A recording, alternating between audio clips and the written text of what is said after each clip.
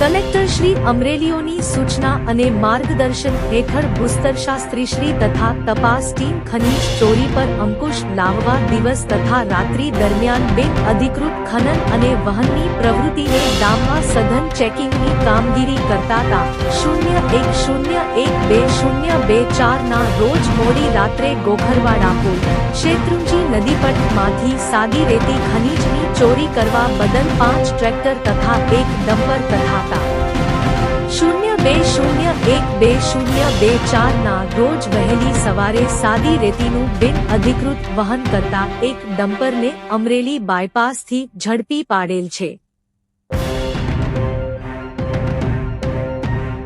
આમ ખાણ ખનીજ વિભાગ અમરેલી દ્વારા આશરે 40 લાખનો મુદ્દામાલ જપ્ત કરી ખનીજ ચોરી કરનાર ઇસમો સામે નિયમાનુસારની કાર્યવાહી હાથ ધરવામાં આવેલ। રિપોર્ટર ઇલિયાસ કપાસી, અમરેલી।